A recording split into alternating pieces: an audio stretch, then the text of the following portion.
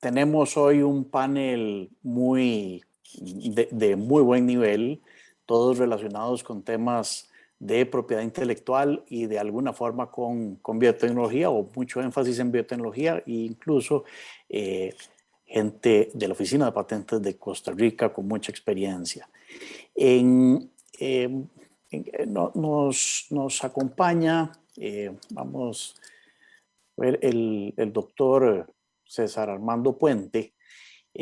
Vamos a conversar. La charla tiene un formato de conversación entre todos los integrantes. Los voy a presentar primero a todos ellos y luego iniciamos la conversación. El doctor César Armando Puente es doctor en biotecnología por el Tecnológico de Monterrey. Sus líneas de investigación son sobre cultivo vegetal in vitro para la generación de metabolitos secundarios.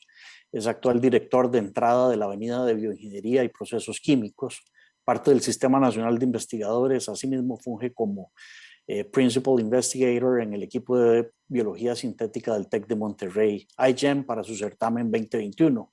Su producción científica abarca 7 artículos originales de investigación, una patente y una solicitud de patente. Además, ha sido emprendedor y nos va a hablar un poquito de eso también con desarrollos biotecnológicos. La ingeniera Mariana Bullrich, o bioquímica Mariana Bullrich, es graduada por la Universidad de Buenos Aires y agente de propiedad intelectual. Es actualmente socia del estudio Nottinger Armando de Buenos Aires, Argentina. Lidera el departamento de patentes de este despacho desde 1998 y junto con su equipo asesora a clientes, inventores nacionales y extranjeros en la redacción de solicitudes de patente y estrategias de presentación. El licenciado Daniel Marenco también nos acompaña. Él es el coordinador ad interim de la Oficina de Patentes de Costa Rica. Es licenciado en Derecho con 13 años de trabajar en el registro de propiedad intelectual y precisamente en la Oficina de Patentes. Anteriormente se desempeñó en el campo de estudios de fondo, de solicitudes de patente, y ha tenido mucha experiencia, exposición en OMPI, en cursos en Latinoamérica o charlas intercambiando experiencias entre oficinas de patentes. El licenciado Pablo Bonilla también es licenciado en Derecho y es abogado especialista en propiedad intelectual. Está a cargo o trabaja como gestor de proyectos en el Centro de Vinculación del Instituto Tecnológico de Costa Rica. El TEC de Costa Rica le vamos a decir aquí para no confundirlo con el TEC de Monterrey, que también está representado. Y la ingeniera Tai Soto, que es de la primera generación de ingenieros biotecnólogos del TEC de Costa Rica. Tiene más de 20 años de experiencia dirigiendo laboratorio de cultivo de tejidos de plantas para Boll Horticultural Company y actualmente se desempeña como examinadora externa de patentes en biotecnología de la Oficina de Patentes de Costa Rica. Con este grupo de expertos vamos a conversar un rato principalmente sobre la forma en la que podemos que los desarrollos tecnológicos, en este caso biotecnológicos, se conviertan en un negocio. Y la propiedad intelectual es simplemente la herramienta para lograr que eso suceda. Entonces, comencemos con el doctor César Puente. Vamos a ver si lo tenemos ahí en pantalla.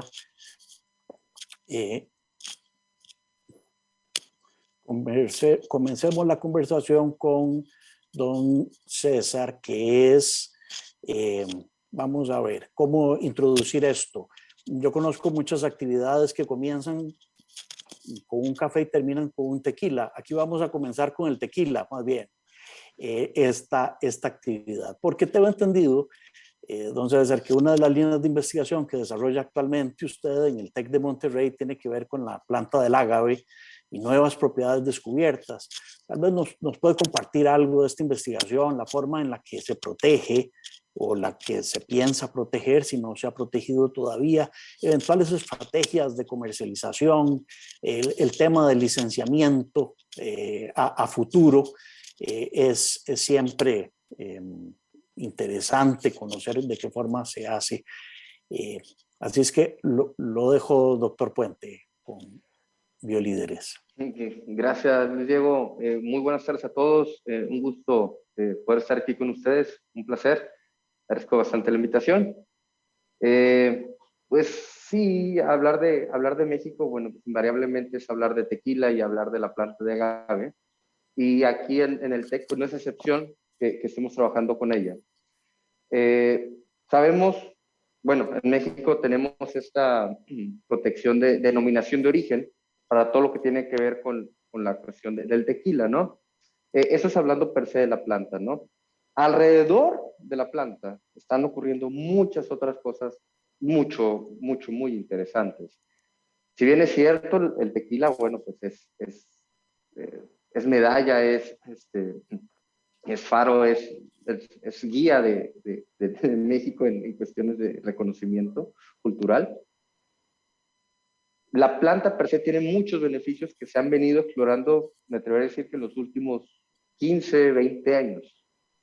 ¿Qué tipo de beneficios? Bueno, pues también la planta tiene efectos o tiene compuestos que se conocen como nutracéuticos, se tiene compuestos que ayudan a enfermedades cardiovasculares de las que adolece el país como tal.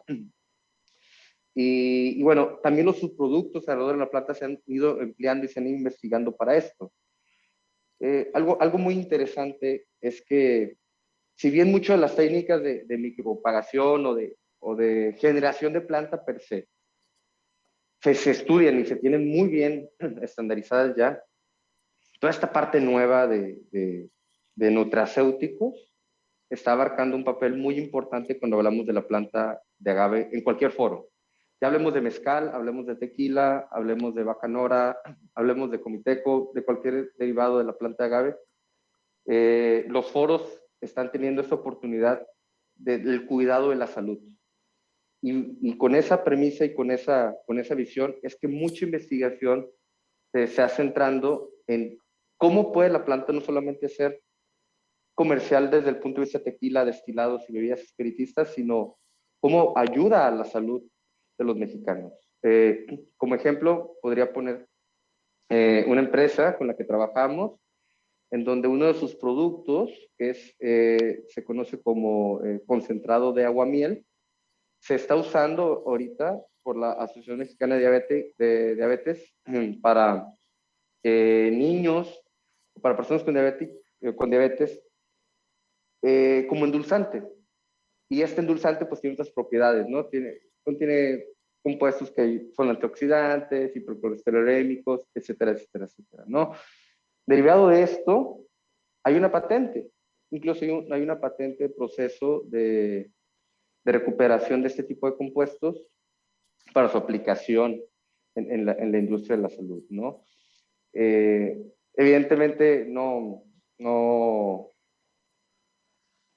tal vez no sea tan conocida esa parte, ¿no? De la planta en donde, oye, ¿a poco la planta también me ayuda? Claro, la planta tiene unas propiedades que hemos usado desde la diosa Mayahuel, ¿no? Donde sabemos que la planta se entrega en su forma completa para ayudarnos. Entonces, un poquito de romanticismo, pero la realidad es que alrededor de toda esta tendencia de usar la planta gira la salud. Y creo que la salud ha derivado y ha despertado mucho interés para continuar con la investigación y continuar con la protección de la propiedad intelectual. Y César, ¿se ha pensado en algún esquema de comercialización de este desarrollo con esa empresa que conversabas que ya hay o un posible uso o un interés? Y de hecho ya, digamos, ya se usa.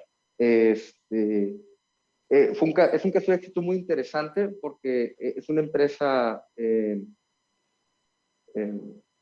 digamos, es chica, no es una transnacional, no es algo así que digamos, uy, Lala o empresas mucho más grandes, Coca-Cola o PepsiCo, ¿no? Una empresa chica cuyo interés fue genuino en apoyar y ahorita ya están usando este tipo de información eh, para explotar las propiedades del producto desde el punto de vista comercial. Sí, ya pasaron, ya están vendiendo en Estados Unidos, ya están vendiendo en otras partes de Latinoamérica. ¿Por qué? Porque la investigación y el proceso como tal les dio esta herramienta. Y siguen desarrollando cosas todavía bastante más interesantes. Por ahí están haciendo una versión 2.0 del producto. Ya tienen su patente, ya tienen todo listo para empezar a comercializar. Creo que por ahí un asunto de FDA, lo que todavía están ahí tramitando, Claro. pero ya están bastante adelantados. Es un ejemplo y un caso de éxito bastante que me gusta mucho porque pues prácticamente mi doctorado lo hice con ellos, ¿no? Y ellos son gente muy consciente de que el avance técnico tiene que ser para el uso de la sociedad, lo cual es maravilloso para nosotros como científicos. Muchas gracias, César. Y una de lo que comentabas, que era esa patente, cuando hablamos de la patente, bueno, la patente es dependiendo del territorio en el que estamos o el que nos interesa proteger y desarrollar negocio. Eh, y estamos en un área que tradicionalmente no ha sido de las más buscadas para proteger por algunas áreas técnicas o algunos desarrollos, pero el campo de la biotecnología es uno donde cada vez más hay más protección de muchos actores a nivel internacional. Entonces le pregunto ahora, pasemos con Mariana Bullrich de Argentina. Mariana tiene experiencia siendo como un punto de enlace entre grandes empresas con presencia mundial, con patentes en todo el mundo, y los distintos países de Latinoamérica y las oficinas de patentes o los sistemas de patentes de las distintas oficinas. Esa, eh, eso, Mariana, o esa posición me permite preguntarte qué tan madura consideras que está la región de América Latina en materia de protección y defensa de derechos de propiedad intelectual de invenciones biotecnológicas, para centrarlo en este campo, y si has visto alguna evolución. Bienvenida a BioLíderes, primero que todo. Bueno, buenas tardes. Gracias por la invitación a participar de este panel.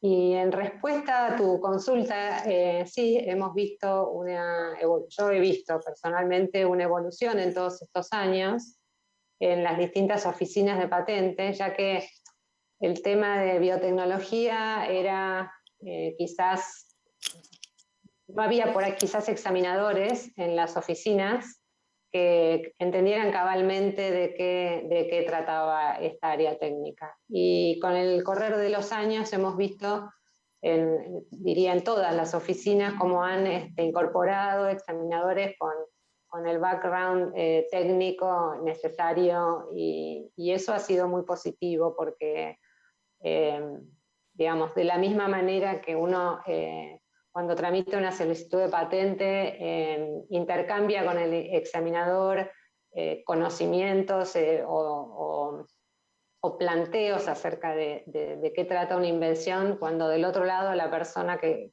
tiene que examinar no entiende cabalmente o no está especializada en esa área, se vuelve complicado, ¿no? Hemos tenido rechazos y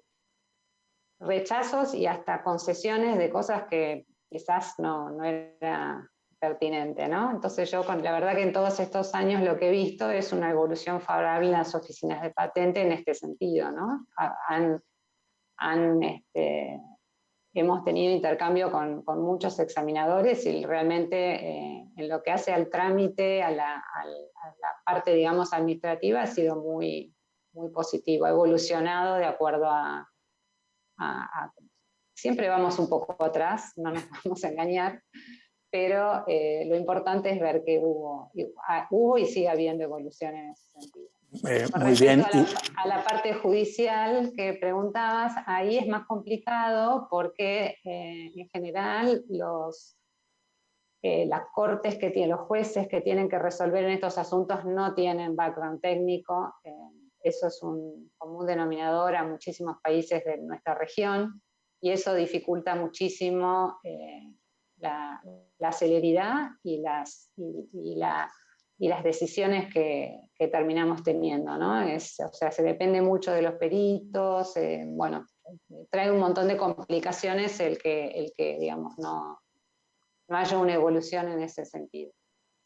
Claro, y hablando de la parte de registro o aseguramiento de los derechos más bien, y la relación con las oficinas, dijiste algo que no todos tenemos presente, ¿verdad? Y es que una oficina con examinadores no expertos genera un problema doble. Por un lado, podría no entender en qué consiste el aseguramiento que pretende el inventor, ¿verdad? Y en ese caso denegar algo que debió haber sido concedido, o, y esta es la parte que no tenemos tan presente, conceder invenciones o patentes sobre invenciones que no debieran haber sido concedidas, y ensuciando el sistema, ¿verdad? Y causando un perjuicio a todos los usuarios del sistema. Pero por dicha lo mencionaste, porque creo que es interesante que los usuarios finales y los solicitantes lo tienen presente también, ¿verdad? O sea, la idea es tener un sistema que funcione. Exacto. Muchas gracias, Mariana. En ese esfuerzo de qué es lo que tiene que hacer una oficina de patentes, pasamos ahora a conversar con don Daniel Marenco, de la Oficina de Patentes de Costa Rica. Mientras está en la pantalla don Daniel, les comento, cuando yo inicié trabajando en patentes o haciendo las primeras solicitudes de patente a final de los años 90, la oficina de patentes era una ventanita pequeña en un espacio que tenía la oficina de marcas, y en esa ventanita pequeña atendían 2 personas nada más, que hacían absolutamente todo, ¿verdad? No examinaban, pues los exámenes se mandaban a colegios profesionales y a otros sitios, pero hacían absolutamente todo esas 2 personas. Hoy para los que vivimos esa época, es una alucinación ver la oficina de patentes actualmente. Y te pregunto entonces, Daniel, primero que todo, bienvenido a Biolíderes 2021. Te pregunto, la oficina de patentes necesita necesita examinadores para invenciones de todos los campos de la tecnología. ¿Cómo tiene organizada la oficina de patentes de Costa Rica esas divisiones? ¿Cuántos examinadores de biotecnología hay? Contanos cómo se atiende esa necesidad de distintas áreas técnicas. Bueno, buenos días a todos. Para el registro es muy favorable la invitación, así que estamos muy agradecidos por ello. Y en cuanto a su consulta, don Luis Diego, pues sí, efectivamente, la Oficina de Patentes ha venido evolucionando, ¿verdad? A través del tiempo, como decía doña Mariana, empezamos de cero casi, ¿verdad? Como decía don Luis Diego, 2 personas en la ventanilla de patentes, ¿verdad? Y 2 registradores que hacían de todo. Como todos sabemos, pues la materia de patentes va evolucionando a través del tiempo, ¿verdad? Entonces, las oficinas no pueden quedarse estancadas, tienen que ir evolucionando a través de lo que va evolucionando la tecnología.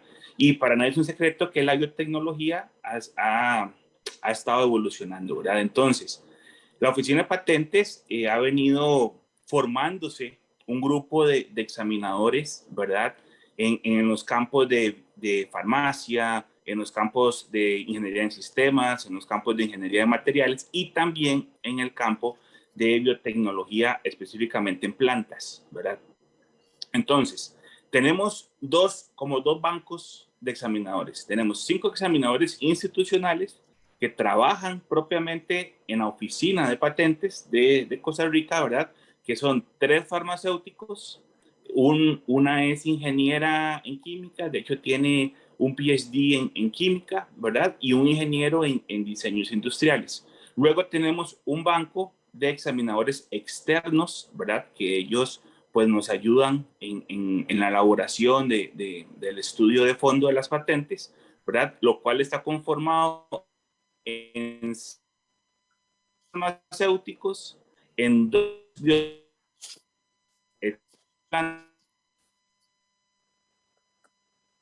un ingeniero. Ahora, como la biotecnología ha venido en aumento en solicitud de patentes, entonces nuestros farmacéuticos se han ido capacitando en el tema de biotecnología también, ¿verdad? Pero como les digo, tenemos a 2 expertos en biotecnología en plantas, ¿verdad? Y lo que es biotecnología de medicamentos, ¿verdad? Pues esto nosotros lo hacemos con los farmacéuticos que tenemos como examinadores. Muy bien, muchas gracias. Y Daniel, ¿hay servicios de apoyo que tiene la Oficina de Patentes a los inventores nacionales o a los usuarios, al público en general? Hay algunos que no son tan conocidos. ¿Nos podrías hablar de cuáles son esos apoyos y servicios a los que se tiene acceso y que no les sacamos provecho de forma diaria y principalmente para la comunidad de investigadores en biotecnología que nos están siguiendo hoy? Claro, bueno, existe el CATI, ¿verdad? Que es el Centro de Apoyo a la Tecnología e Innovación, ¿verdad? Ella ha venido surgiendo también a través del tiempo, ¿verdad? Ya estamos más capacitados para brindar un apoyo, nosotros decimos desde cero del inventor, ¿verdad? Porque como para nadie es un secreto, en Costa Rica, pues la propiedad intelectual no es como muy conocida, entonces los inventores nacionales a veces no tienen ni idea, ¿verdad?, qué hacer con su invención. Entonces nosotros le damos un apoyo desde cero, ¿verdad? Este apoyo es desde cómo proteger la solicitud, ¿verdad? Le damos una guía de cómo redactar esa solicitud, ¿verdad? Y también le damos otros servicios adicionales que son como búsqueda del estado del arte o una opinión de patentabilidad, ¿verdad? Extemporánea, por así decirlo, antes de la solicitud para una especie de guía al inventor, ¿verdad? También tenemos CATIs periféricos, ¿verdad? Que están ubicados en la Universidad de Costa Rica, en el Tecnológico, ¿verdad? ¿Y para qué? Para poder abrir nuestras aristas o abrir nuestras manos, ¿verdad?, a los inventores que no pueden llegar a la oficina central de propiedad intelectual, ¿verdad? Entonces, por eso es que buscamos esos CATIs periféricos para poder ayudar así o más bien ir al inventor, ¿verdad?, nacional. Muchísimas gracias, Daniel. Y en esa alucinación que es la Oficina de Patentes de Costa Rica en este momento, comparado a la que era cuando la conocimos, uno de eso es que haya peritos expertos examinando patentes de biotecnología, ¿verdad? Que es el campo que nos ocupa ahorita, y doña Tai Soto, que también nos acompaña, es una de esas expertas. Entonces, a mí me gustaría, doña Thais, que nos explique cuál es esa función del examinador, en el caso suyo, externa. Entonces, me imagino que al ser examinadora externa, pues hay algunas variantes en la forma en la que se desarrolla la actividad comparado a los examinadores internos, pero si nos cuenta un poquito en qué consiste esa actividad. Y la interacción con los solicitantes, perdón. Y de nuevo, como en todos, bienvenida a Biolíderes 2021 también. Muchas gracias. Buenos días a todos. Un gusto estar aquí. Bueno, como examinadora externa, en realidad lo que me toca a mí es la elaboración de los estudios de fondo, ¿verdad? De las solicitudes. Específicamente en el área de biotecnología y específicamente en el área de plantas, que ha sido pues como el área del expertise mío, ¿verdad? En estos años desde que me gradué, donde he trabajado. Viera que no considero que hay como mucha diferencia, a pesar, digamos, de ser externa, a nosotros, digamos, trabajamos bajo un formato y nos capacitan, digamos. Yo cuando ingresé, desde el 2018, que empecé a trabajar como el registro, ellos nos fueron capacitando. De hecho, yo me capacité con los, con la gente de planta. Entonces, pero sí, digamos, como tanto los internos como los externos, seguimos el mismo formato, digamos. La oficina de patentes tiene cómo se hacen los estudios de fondo, un formato, ¿verdad? Un manual de cómo hacerlos, y nosotros seguimos esas mismas variantes, ¿verdad? Muy interesante. ¿Y le ha tocado, doña Thais, ha tenido la oportunidad en tener interacción con los inventores o en tener interacción con quien solicita, ¿verdad? Y siente usted que dominan el tema, que están sacando ventaja del sistema de propiedad intelectual? ¿O cuál ha sido su experiencia en esa interacción? ¿Necesitan mucha guía, tal vez?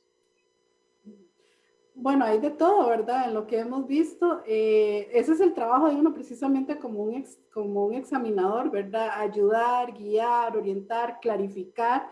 En algunos casos hay algunas solicitudes que sí nos solicitan, por ejemplo, tener una reunión con nosotros. Entonces en esos casos la hemos tenido, ¿verdad? Para aclarar algún punto, para dar alguna guía, siempre nosotros y a través de la oficina de patentes, siempre con alguien de la oficina de patentes. Entonces, en esos casos en los que el solicitante lo hace, ¿verdad? Lo solicita, valga la redundancia, lo hemos tenido. Y en algunos otros casos, pues la comunicación es a través del estudio de fondo, ¿verdad? ¿Qué hacemos? Que ahí tratamos de ser lo más claros posibles en orientar, en guiar a la persona que está solicitando la patente, cuáles son las cosas que tiene que arreglar, mejorar, revisar, con el fin de que lleguemos a un buen término, ¿verdad? Muchas gracias, doña Thais. Y pasamos ahora a conversar con don Pablo Bonilla. Don Pablo es abogado y tiene a su cargo uno de esos centros que existen donde, como decíamos al principio, se ayuda a que los desarrollos tecnológicos se conviertan en negocios de alguna forma.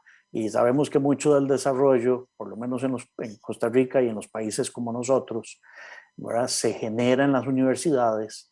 ¿Y de qué forma se interactúa entonces con la industria local para lograr que haya un desarrollo de negocio? O a la inversa, cómo la industria con una necesidad acude a la universidad para que se le solucione un problema técnico. Entonces, don Pablo, ¿usted nos podría contar en qué consiste ese trabajo en el Centro de Vinculación del TEC de Costa Rica? ¿Cuál es su experiencia con esos desarrollos? Y bienvenido a BioLíderes 2021. Bueno, muy buenos días. Es un gusto, la verdad, compartir desde el Centro de Vinculación del Instituto Tecnológico de Costa Rica. El Centro de Vinculación es una oficina muy heterogénea. Tenemos 3 grandes áreas que son muy distintas. La primera es un programa del adulto mayor, que trabajan en un despacho del adulto mayor. Tenemos también una estrategia de zona económica especial, Cartago, que se trata de atraer inversión extranjera a la región. Y el tercer despacho en el que yo trabajo es propiedad intelectual y transferencia de tecnología. Entonces, bueno, aquí veo caras conocidas, por ejemplo, don Daniel Marenco, doña Thais, don Luis Diego, ¿verdad? Desde mi experiencia en el Centro de Vinculación y tal vez los mayores logros que hemos alcanzado en los últimos años tienen que ver con los licenciamientos de secretos industriales que hemos realizado desde la universidad hacia sectores socioproductivos y sobre todo en biotecnología. Tenemos actualmente un licenciamiento en una formulación de un extracto estandarizado en Uncaria tomentosa que se utiliza para la industria cosmética. Es de gran aprecio para nosotros porque este caso es muy interesante. La investigadora que trabajaba dentro de la institución se jubiló, fundó su empresa y dijo, yo quiero seguir trabajando esto. Entonces nosotros se lo licenciamos porque lo que se desarrolla en el marco de la relación laboral es de la institución. Y eso actualmente le está generando ingresos a ella e ingresos a la institución. Entonces es un ganar-ganar. Por otro lado, tenemos 4 solicitudes de patente en el registro de la propiedad intelectual. Tenemos una solicitud de trazado de circuito integrado, que curiosamente estrenamos la ley desde 1997, nadie había presentado una solicitud de trazado de circuito y nosotros la presentamos desde la Escuela Electrónica. Y para nosotros también ha sido un conocer, ¿verdad? Porque es muy importante en esos procesos de licenciamiento y sobre todo de secretos, que no tenemos un activo tan tangible. Trabajamos con confidencialidad, pero cuando ya decimos, ok, este es el bien que tenemos, este es el activo de propiedad intelectual, lo denominamos como un secreto. En el Registro Nacional existe un procedimiento de depósito de secreto, pero es muy diferente a lo que nosotros hacemos, porque nosotros lo recibimos de la escuela y además lo gestionamos y lo licenciamos o lo vendemos. Entonces, el Registro Nacional solo da fe de fecha cierta. Nosotros tenemos que dar fe de que eso realmente funciona y que es un secreto que a usted le va a generar una utilidad en su empresa. Entonces, son procesos de negociación generalmente largos y con muchísimo cuidado. Yo lo que recomiendo y el aprendizaje que he tenido en estos procesos es la gestión de la documentación. Es sumamente importante tener procedimientos, protocolos claros, documentación exacta, firmar NDAs con los colaboradores, con los externos, con los trabajadores nuestros. Es decir, tiene que ser la gestión la que le dé valor a esa transferencia de tecnología, más allá que únicamente el título de propiedad intelectual. Sí, muy, muy cierto todo lo que decís, Pablo, y muy valioso que lo compartas con todos nosotros y la audiencia. Licenciar secretos dicen que es como caminar sobre vidrios. Hay que hacerlo con un cuidado, ¿verdad? Y cualquier susto, uno se va a enterrar un vidrio. ¿Han tenido ustedes ya recorrido con el licenciamiento de los secretos más allá de la formulación del contrato? O sea, tal vez aterrizando la pregunta, ¿cómo les ha ido? ¿Verdad? ¿Consideran que son exitosos los casos o han tenido de todo? Sí, hasta el momento los casos han sido muy exitosos, ya que tenemos buena comunicación con los inventores. En este caso, en el primero, de Uncaria Tomentosa, era doña Silvana Alvarenga, y en el otro caso es un profesional muy, muy bueno en su materia, el doctor William Rivera, que trabaja con hongos. Y este tema es muy interesante porque muchas veces podemos afirmar que licenciar un secreto es casi un traje a la medida. Somos como sastres o costureros de este proceso, porque si nosotros diseñamos esta formulación y no la podemos solicitar como patente porque eventualmente ya no tendría ninguna novedad y perdemos esa ventaja competitiva, el secreto viene a ser una opción. Y yo a veces a los estudiantes les digo que el secreto es la vía de protección más fuerte y más débil a la vez, porque no tiene una vigencia, puede ser 70, 100 años, como muchos productos que hay en el mercado. Y por otro lado, es muy débil porque si cometemos un error, si una de las personas involucradas en el proyecto comete una fuga de información, ya lo perdemos y es muy difícil reclamar ese derecho posteriormente. Entonces, es complicado, es frágil también, pero a la vez es muy fuerte y por dicha hemos tenido muchísimos beneficios. El último secreto, el de Don William, con el tema de las tricodermas, que bueno, tricodermas de manera rápida es la utilización de un hongo para el secado de la cebolla en la etapa post cosecha. Entonces la cebolla necesita sacar la mayor cantidad de agua y estos hongos le ayudan a eliminar humedad. Entonces, las ganancias son mayores porque no se pierde tanto en la post cosecha. Y es sumamente interesante porque ellos necesitaban eso. Entonces, Don William se comunica con el sector empresarial y diseña algo que es directamente relacionado con la industria. Y esto pasa mucho en investigación. Se genera un activo, pero no se tiene en cuenta la necesidad empresarial. Entonces tenemos algo en lo que hemos invertido, pero no tenemos esa conexión. Entonces tenemos algo muy bueno que no podemos comercializar porque no tiene ese valor industrial que podría tener algo que desde el inicio de la investigación hayamos fijado como objetivo. Clarísimo, clarísimo. Y es una de las dificultades en eso que mencionabas, diciendo, es la más fuerte o puede ser la más fuerte y puede ser la más débil. Una de las dificultades es la internacionalización del negocio, ¿verdad? Porque licenciar localmente ya tiene su riesgo y hacerlo internacionalmente es un riesgo mucho mayor. Muchísimas gracias, Pablo. Y en ese... Y volvamos a César Puente para hablar de el otro TEC que tenemos acá y poder conversar, César. Y finalmente el TEC de Monterrey es una de las universidades más prestigiosas de América Latina, principalmente en ciencias aplicadas, ingeniería, siempre aparece muy bien rankeada. ¿Cómo hace esa vinculación el TEC con sus investigaciones académicas o los problemas técnicos que tiene la industria y que los lleva al TEC o algún investigador del TEC para buscando asistencia? ¿Hay un mecanismo o licenciamiento uniforme o se hace todo igual de la misma forma? ¿Ya tienen una receta establecida? ¿Cómo les ha ido? ¿Qué nos puedes contar de eso, César? Bueno, Leo, gracias. Híjole, interesante la pregunta. Coincido con muchas cosas de lo que venimos platicando ahorita, de cuestión de protección, de tener gente más preparada en cuestión de propiedad intelectual en biotecnología y demás. Y creo que por ahí va de la mano la respuesta. Tenemos un departamento legal y un departamento que se encarga prácticamente de hacer este tipo de vinculaciones, ¿sí? Digamos, es un protocolo, la gente se acerca, hay una necesidad, se platica con las personas, se les explica cómo funciona el modelo, hay distintos modelos de colaboración, hay modelos en donde prácticas profesionales, digo, por mencionar algunos, ¿no? Sin embargo, creo que uno de los modelos que ahorita estamos implementando y que ha venido funcionando bastante bien es vincular directamente a la industria, a la empresa, con la academia, más allá de vincularla con investigación como tal, o con desarrollo, es con academia.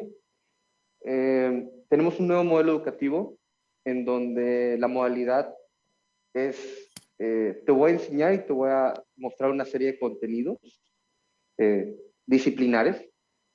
Sabes microbiología, sabes bioquímica, sabes del otro. Sin embargo, el detonante para enseñarte el contenido va a ser una necesidad real. ¿Quién de la necesidad real? Una empresa. Entonces, ¿cómo hacemos eso? Se hace un scouting, una búsqueda de empresas interesadas en acercarse al TEC para desarrollar una pequeña partecita de los grandes proyectos que traen, ¿no? Y esa pequeña partecita a nosotros nos sirve para educar al estudiante y formarlo en la cuestión disciplinar. ¿Qué gana la empresa? Pues bueno, 10 cabezas que se están formando en ingeniería, 20 cabezas que se están formando en ingeniería, piensan mucho mejor que la de un solo investigador que está en ese ámbito, ¿no? Digo, la verdad es que es un modelo nuevo que nos ha venido funcionando. Han salido buenas propuestas de desarrollo de proyectos posteriores. Llevamos un año implementándolo y aún así ha funcionado bastante bien. Y de esta manera la empresa se puede acercar al TEC sin lo que a veces mucho asusta a la industria, a la empresa es, esto es la propiedad intelectual, me la van a quitar, no tengo tantos derechos. Es el propio desconocimiento de la industria tener este tipo de huecos, ¿no? Este tipo de colaboraciones permite a la empresa explorar todas las posibilidades de desarrollo y de investigación que tenemos, como biotecnólogos, mecánicos, etc. Y le permite también a la empresa hacer sus primeros vínculos y pininos, sin realmente tener un contrato que los amarre, ¿no? Entonces, somos flexibles. Creo que una de las mejores cosas que ha funcionado en el Tecnológico de Monterrey es esa flexibilidad. Desafortunadamente, me atrevo a decirlo, no es común la formación en propiedad intelectual y eso genera mucho miedo al momento de estar negociando o estar platicando de esto, ¿no? Y estas posibilidades de vinculación rápidas, express, que permiten a los alumnos incluso ya incorporarse en un ambiente real, fuera de las prácticas profesionales, que sé que muchas universidades los tienen, ¿no?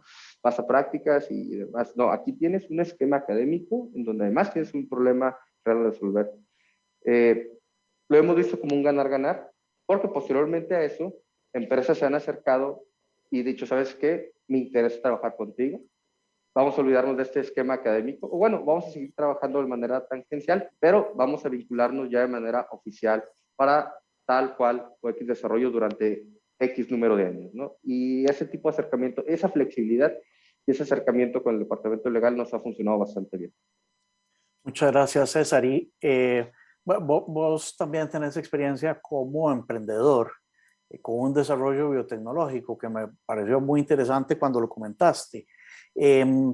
Con ese sombrero ahora, ¿qué recomendarías a los emprendedores que están viendo la charla como ruta para comercializar o hacer viable comercialmente un desarrollo tecnológico? O sea, oímos a Pablo hablar del el uso de los secretos como una estrategia que además es económica comparada con la patente en esas épocas o inicios de un desarrollo, no solo cuando no es patentable, sino cuando sí es, pero que se puede iniciar.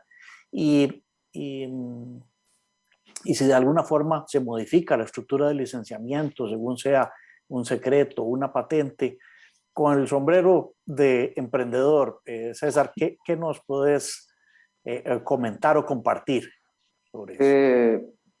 En este punto coincido totalmente con lo que comentaba Pablo, ¿no? Anteriormente, que decía, lo tienes, pero no sabes ni cómo venderlo, ni cómo se usa, ni a quién le interesa. Creo que un buen consejo sería, primero encuentra la necesidad, ¿no?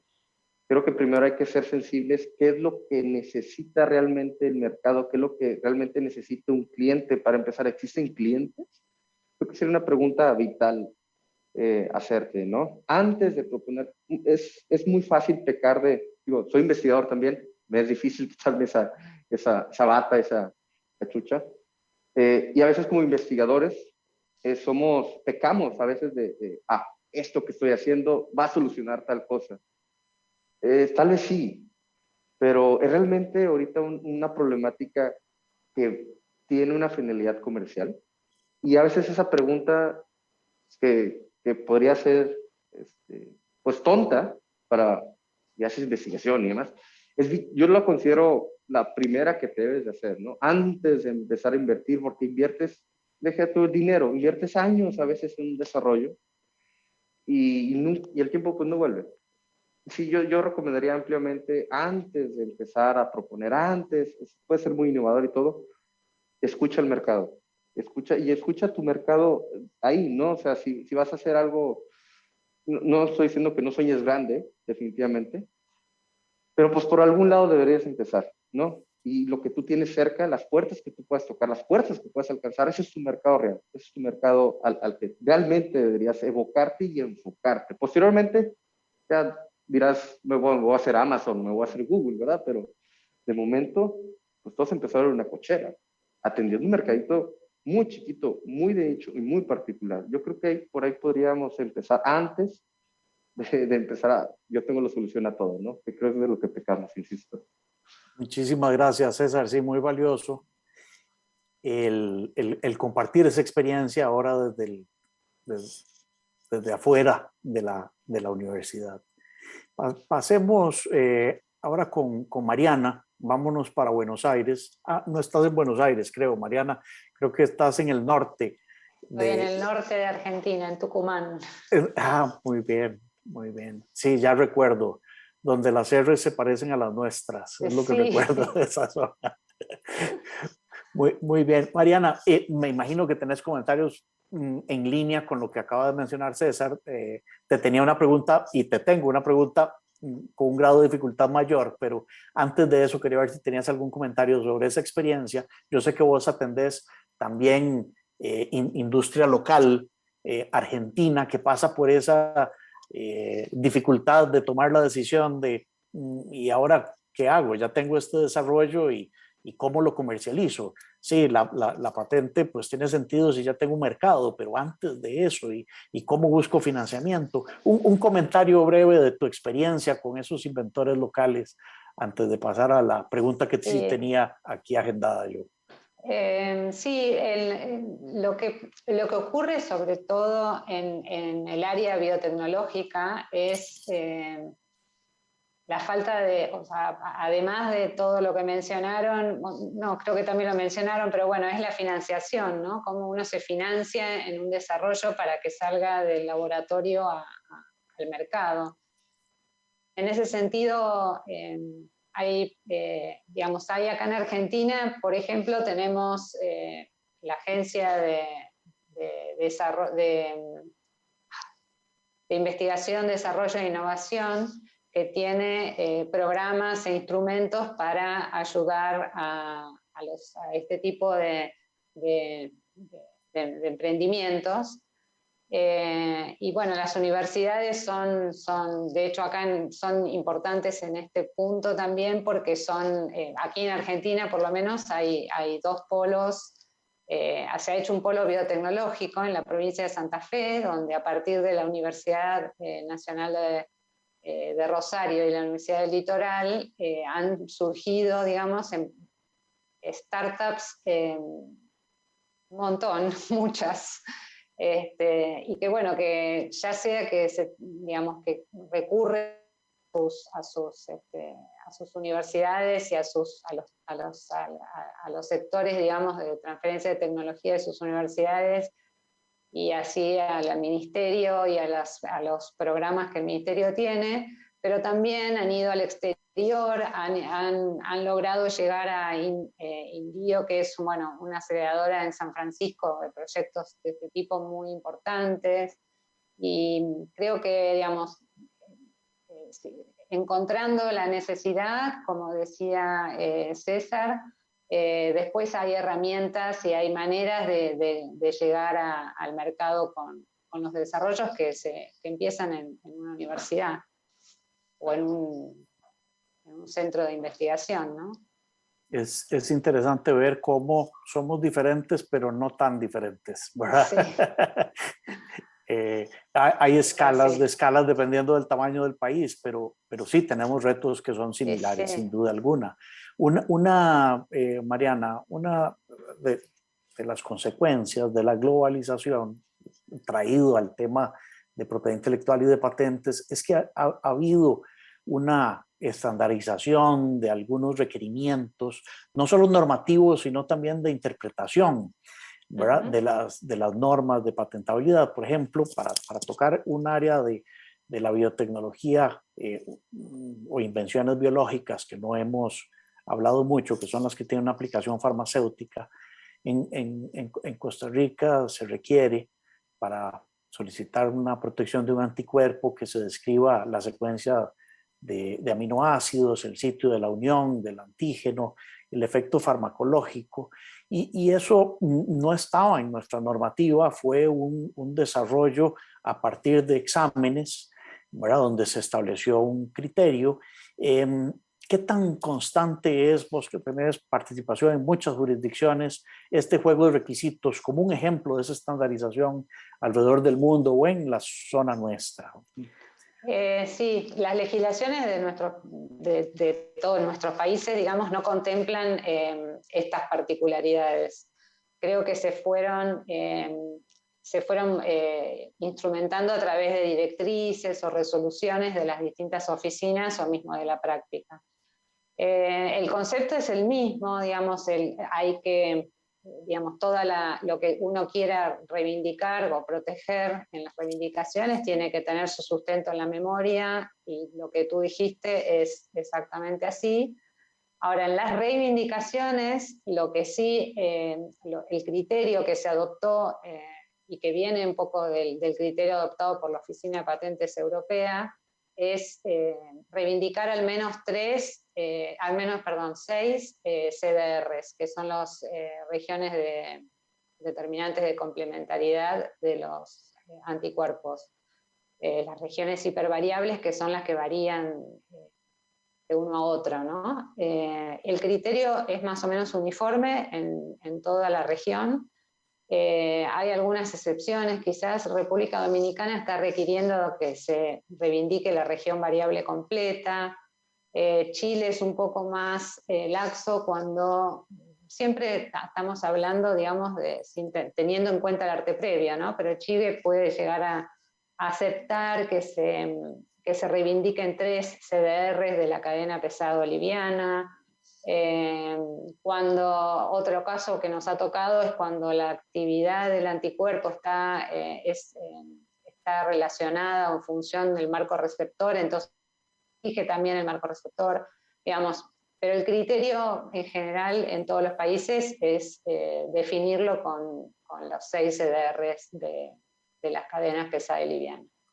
Muchísimas gracias, Mariana, por ese tour alrededor de nuestra región. Y vamos ahora a ver el caso costarricense de biotecnología. Es una de esas áreas.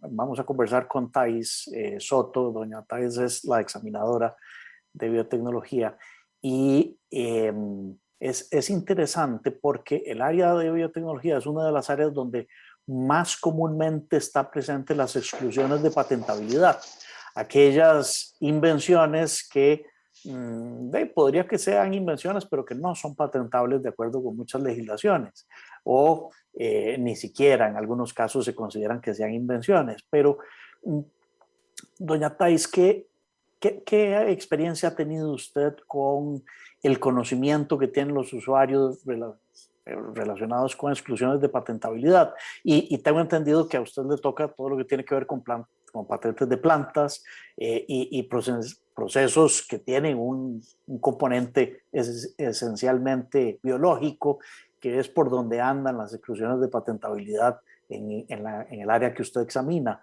¿Qué nos puede comentar de eso, doña Thais? Bueno, igual que como comentaba al inicio, es muy variable, ¿verdad? De acuerdo a todo lo que hay. En algunos casos me parece, tal vez dentro de lo que yo he visto, quizás que los costarricenses están como, tal vez por la normativa y que nosotros no seguimos por la ley, ¿verdad? Lo que dicta la ley también, están tal vez un poco más informados, quizás más asesorados. Me pregunto si realmente buscan primero, por ejemplo, la asesoría aquí con el registro, con la oficina que mencionaba don Daniel, ¿verdad? Porque noto más a veces un poco quizá en las extranjeras, ¿verdad? Que se desconoce, ¿verdad? Y que la normativa tal vez es diferente, tal vez en otros países sí es más abierta, ¿verdad? Y se permite más que lo que nos dicta a nosotros la ley en Costa Rica, ¿verdad? Entonces hay de todo, es muy variable. A veces sí se nota realmente cuando hay también la asesoría legal, entonces ya vienen como, ¿verdad? Muy estructurado, se nota realmente el acompañamiento y cuando hay como tal vez un experto, me imagino, alguien que realmente está en el campo. Pero también, como le digo, esa parte me parece tal vez que los costarricenses quizás de lo que yo he analizado sí conocen como un poquito más lo que va realmente con la normativa nuestra. O quizás esa experiencia también, ¿verdad? Que tienen. Claro, y es importantísimo porque, como decía, le toca estar ahí en la zona gris, donde son las interpretaciones de las oficinas de patente las que determinan qué es materia viva o qué es una planta como está en la naturaleza, o sea, toda la interpretación, donde si lo hacíamos complicado los abogados cuando no había ciencia de por medio, ahorita cuando hay ciencia de por medio lo podemos hacer todavía más complicado, ¿verdad? Es muy interesante. Muchas gracias, Thais, por compartirlo. Voy a pedirle que nos acompañe de nuevo a don Pablo Bonilla del TEC de Costa Rica, Instituto Tecnológico de Costa Rica, que para nosotros es el TEC de Cartago también, porque son los fieles hijos de la provincia. Pablo, hay un caso que me llamó mucho la atención, tal vez no era el primero, pero fue el primero que yo vi o se le dio alguna exposición, que es el caso con la empresa Piscis, no recuerdo el nombre completo ahora, Agropecuaria Piscis, creo que es, o Piscis, donde había un desarrollo protegido como secreto y se logró un licenciamiento que me parece que ha tenido éxito comercial en la medida de lo posible, porque evidentemente es secreto, pero en la medida de lo posible, de lo que se puede comentar, que me imagino que también hay secretos alrededor del esquema de negocio, pero ¿Qué nos puedes comentar de ese? Y como digo, es principalmente porque fue el primero que he conocido de un licenciamiento de un secreto del TEC. Sí, bueno, muchísimas gracias. La empresa se llama Agrícola Piscis, tiene sede aquí en Cartago y también tiene pues acciones comerciales en la región centroamericana. Esta empresa se interesó por el producto que yo había mencionado anteriormente, que es un extracto, una formulación de el hongo que extrae humedad de la cebolla. Y lo interesante es que muchas veces los investigadores no, y nosotros mismos en la institución, no le damos valor a las investigaciones que tenemos aquí, sino que hasta que llega una empresa, un organismo externo y nos dice, hey, nos interesa eso, y nosotros, ahora sí, ¿cuánto cobramos? Que ese es un problema enorme. ¿Qué hacemos, por ejemplo, en el caso de PISI? Nosotros cobramos, a veces en propiedad intelectual se llama lump sum, que es un solo pago, eso lo evitamos.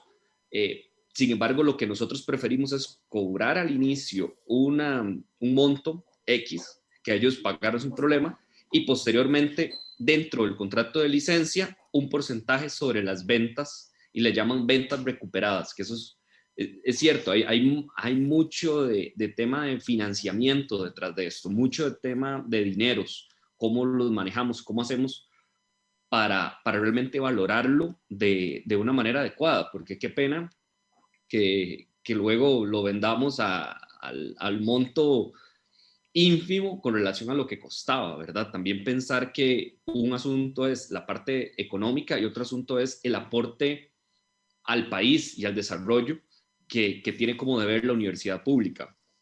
Con Agrícola Piscis se dio el acercamiento, se dieron contratos y eso es una recomendación también. Estas acciones precontractuales que tenemos que tener muy claras antes del contrato. A veces incluso algunos colegas abogados pretenden incorporar todo en un solo documento, ¿verdad? Porque nos da pereza firmar varios. Creo que una de las recomendaciones es saber que estamos en una etapa precontractual, saber cuándo tenemos que firmar NDAs o acuerdos de confidencialidad y posteriormente cuando tenemos que hacer sesiones de derechos con nuestros investigadores para que esté todo en orden, declaraciones juradas de que el investigador realmente se responsabilice si eso no funciona. El licenciamiento también, y particularmente también contiene una etapa de acompañamiento a la empresa. No es solo el bichito, no es solo el polvo el que les vamos a dar, sino es un paquete tecnológico que usted como empresa lo va a utilizar y va a sacar sus utilidades. Y este paquete tecnológico viene acompañado de acompañamiento técnico, porque no los podemos dejar solos. Es decir, nosotros, ¿cuál es nuestra mayor virtud como universidad? Tenemos el conocimiento. Nosotros les estamos dando un resultado de investigación. ¿Y por qué optamos por secreto en el caso de Agrícola Piscis? El secreto es la opción B al de patente e invención. Nosotros creemos que el primero tiene que ser siempre patente e invención y cuando vemos algunos casos en los cuales no consideramos que sea viable, porque además el proceso de patente e invención es largo y es algo costoso y tenemos que saber bien cuál es el caso por el que le vamos a apostar, optamos, opción B, por el secreto comercial. Y se tiene que trabajar completamente diferentes, ¿verdad? En la patente tenemos la ventaja de que todo es público, ¿verdad? Revíselo en las bases de datos, si está ahí en secreto, no. Entonces, tenemos que saber hasta qué punto viene siendo información confidencial y luego cómo gestionamos el secreto, conocer las etapas, los actos precontractuales, el licenciamiento y posteriormente el control y el cumplimiento sobre este contrato, que en algunas ocasiones pues se vuelve un poco más complejo, ¿verdad? El posterior no hemos tenido todavía ningún inconveniente porque nos han pagado al día, pero a veces sería interesante qué pasa si no nos pagan, ¿verdad? En el contrato nosotros pusimos que tenemos acceso, es un detalle, acceso a los libros contables. ¿Nos lo van a dar o no nos lo van a dar? Bueno, no sabemos, todavía no hemos tenido algún inconveniente, pero las armas están ahí, esperemos que no, ¿verdad? Lo mejor es llevar todos en paz la relación y que sea lo más exitoso para ellos. Mi jefe recién jubilado, Juan Carlos, decía que antes de iniciar un proceso uno siempre tiene que pensar en la fama, en el éxito, en la fortuna. y eso es algo que nosotros siempre queremos incluir en todas nuestras actividades. Muchas gracias. Oh, muchísimas gracias por compartir esa experiencia, Pablo. Y ojalá que no tengan que acudir a hacer valer los derechos que tienen los distintos contratos, pero finalmente eso es lo que hace que vaya también evolucionando y creciendo el Poder Judicial, el sistema judicial, la administración de justicia alrededor de la interpretación y aplicar derecho alrededor de esos asuntos, ¿verdad? Entonces, ojalá que no, pero si llegan, es la construcción del sistema nuestro legal también. Estamos con 10 minutos nada más. Quería, antes de darle la palabra, tengo una pregunta para Daniel, pero quería consultar a ver si tenemos preguntas de la audiencia. Vamos a ver. Si no hay preguntas, me gustaría pasar con Daniel, pero si hay preguntas, yo creo que es valioso oír que están preguntando. Yo no tengo acceso aquí a las preguntas.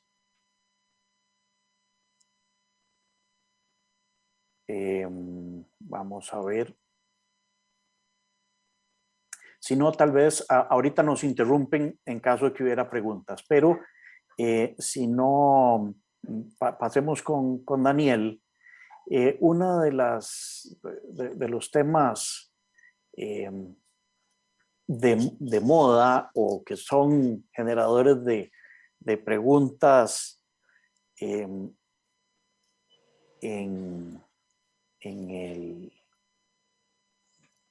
Perdón, porque parece que sí hay una pregunta acá. Perdón, Daniel, disculpa. No te preocupes. Vamos a darle chance. Te iba a preguntar de Conagevio. Entonces, siempre genera comentarios esa relación de Conagevio con la oficina de patentes. Pero antes de eso, ahí nos preguntan si el informe, que también es para vos la pregunta, entonces lo dejamos, si el informe que pueden hacer en la oficina de patentes, me imagino que se refieren al apoyo del CATI, o que si tiene algún costo y quién puede solicitarlo, que nos dicen que esa información es importante para los investigadores, inventores nacionales. Claro, sí, vamos a ver, los informes que realiza el CATI, ¿verdad? Sí tienen un costo, el estado del arte, la búsqueda del estado del arte tiene un costo de $358, ¿verdad? Y la opinión de patentabilidad tiene un costo de $533. Y lo pueden solicitar cualquier persona. O sea, no hay ningún problema, nada más si tienen que llevar, vamos a ver, la información que se aporta para una búsqueda del estado del arte es diferente al informe de la opinión de patentabilidad, ¿verdad? Claro, ¿por qué es diferente? Bueno, el estado del arte, la búsqueda del estado del arte lo que requiere es ver qué documentos, ¿verdad?, me pueden afectar mi solicitud, qué es lo que existe en el estado del arte. La opinión de patentabilidad sí ya es un poco más compleja porque ya ocupamos, digamos, una especie de descripción, una especie de reivindicaciones, ¿verdad? ¿Esto para qué? Para poder decir si tiene novedad, tiene nivel inventivo y tiene aplicación industrial. Buenísimo, Daniel. Y aprovechando que estás vos con la palabra, un comentario breve, pues nos quedan pocos minutos. ¿Cuál ha sido la experiencia de esa interacción con Conagevio? O sea, como recordamos, si hay utilización de recursos biológicos costarricenses en la invención, Conagevio tiene que dar una autorización, tiene injerencia, para no calificarlo, tiene injerencia en el otorgamiento de esa patente. Eso por la ley de biodiversidad, siendo que Costa Rica actúa como si fuera miembro del Tratado de Nagoya, pero no lo es todavía. Pero ¿cómo les ha ido en 2 o 3 minutos, Daniel, en esa interacción? No, esta pregunta es muy importante porque parece mentira, pero nos han llegado a la oficina diciendo por qué es que tenemos que ir a Conagevio, ¿verdad?, a la Comisión Nacional para la Gestión de la Biodiversidad, si lo que están presentando es una patente, ¿verdad? Creo que la respuesta es clara, ¿verdad? Siempre y cuando haya recursos biológicos costarricenses, el artículo 80, precisamente de la Ley de Biodiversidad, nos establece una obligatoriedad de consultar a CONAGEBIO, ¿verdad? ¿Esto para qué? Para ver si la solicitud que estamos estudiando tiene o no recursos biológicos costarricenses. Ahora, la oficina de patentes con la oficina de CONAGEBIO hay una interacción muy buena, ¿verdad? Siempre estamos en comunicación, pero ¿qué es lo que pasa? Que no hay muchas solicitudes nacionales, ¿verdad? En este tema. Todas las solicitudes, que tengan recursos biológicos siempre son extranjeras, ¿verdad? Vienen con recursos del exterior. Entonces, es ahí donde la oficina evalúa si se envía o no se envía a CONAGEBIO, ¿verdad? Ahora, sí hemos enviado 2 solicitudes, ¿verdad? A CONAGEBIO porque tenemos esa duda, pero si en la solicitud es claro que no se utiliza recursos biológicos costarricenses, la oficina no envía esa solicitud a CONAGEBIO, ¿verdad? Y como les digo, desgraciadamente son muy pocos los nacionales, ¿verdad?, que presentan las solicitudes en Costa Rica. Nosotros decimos, ya para terminar, nosotros decimos que hay una fuga de inventores, ¿verdad? Porque prefieren presentar sus invenciones en Estados Unidos, en otros países, que en Costa Rica, ¿verdad? Esa es como claro. No, y muchísimas gracias por la información de esa buena comunicación que tienen con CONAGEBIO, que es muy, muy importante.